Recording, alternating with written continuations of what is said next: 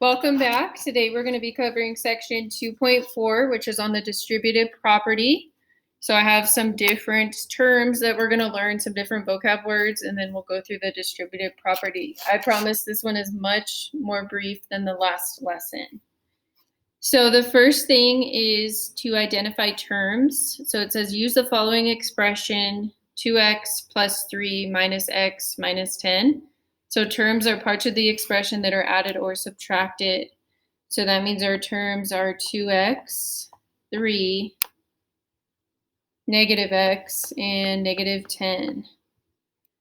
Like terms are terms that have the same variable raised to the same power or no variable at all. So 2x and negative x are like terms. And then 3 and negative 10 are like terms. Okay, next up is the coefficient. So the coefficient is the number part of the variable. So that would be the 2 in 2x or the negative 1 in negative x. Constant is a term that has a number but no variable. So 3 and negative 10 would be constants. They're just numbers with no variable. Equivalent simplified expressions are expressions that have the same value for the given value of the variable. So what that means is you are just combining like terms. So in this expression, 2x and negative x are like terms. So if I combine that, 2x minus x is just x. And then 3 and negative 10. So 3 minus 10 is negative 7. Okay, moving on to example 1. So identify the terms, coefficients, and constants of the expression.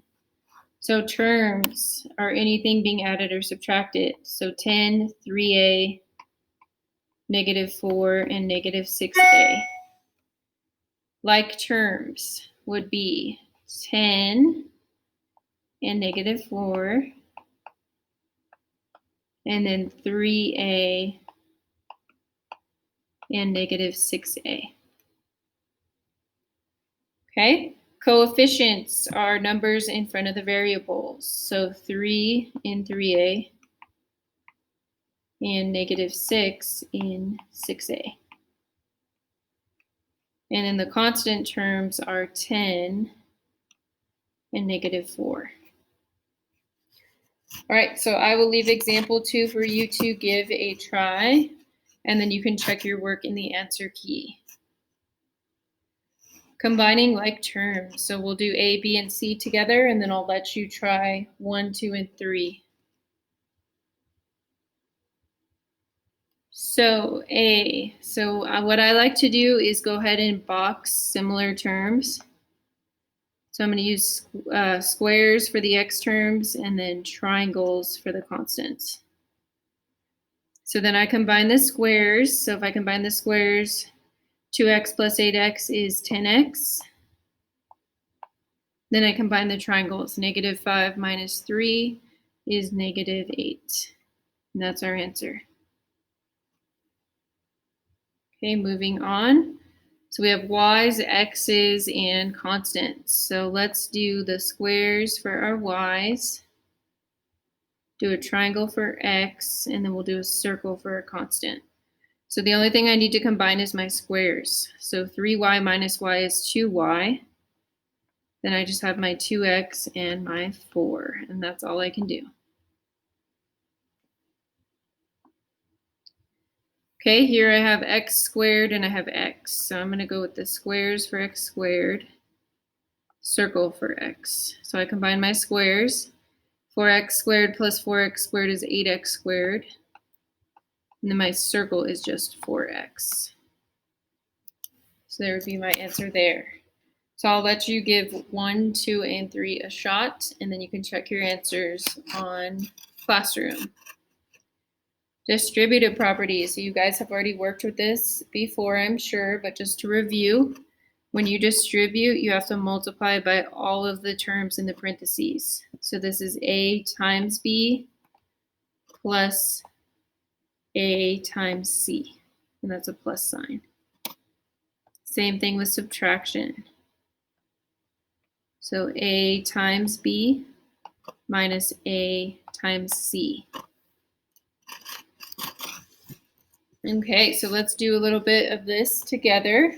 And again, I'll just do about half of these and I'll let you try the rest. So we'll just start with A. So I need to distribute the 4 to everything. So that's 4 times A plus 4 times 3, which is 4A plus 12. And if you are comfortable with this, you can just do it in one step. I'm going to show the 2 steps for anybody who needs it.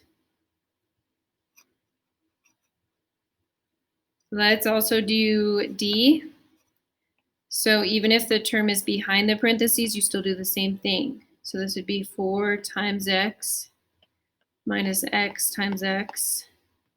So that's 4x minus x squared. Let's do F as well. So same thing. So negative 2a times 6 minus negative 2a times a. So this is a little confusing. I already used subtraction to represent that a, so I don't need to make this negative. So to make this a little easier to understand, I'm just going to say it's addition, and then we'll make this a negative a here. So then I multiply out, so that's negative 12a. Negative 2a times negative a is plus 2a. And then I add that up, so that's negative 10a. Let's do G as our last one together. So this is negative a times 3. And again, I'm going to do addition just to keep this straight. And then it's negative a times negative a. So that's negative 3a plus a squared. So I would always just do addition on these, and that way you can keep the signs as they are in the expressions. And if you wanted to just double check to make sure you did your signs right, when you do negative a times 3, that should be negative, so that looks right. Negative a times negative a, that should be positive since they're the same sign, so that looks right. So we are good there. And I believe that's it, but let me just double check here real quick.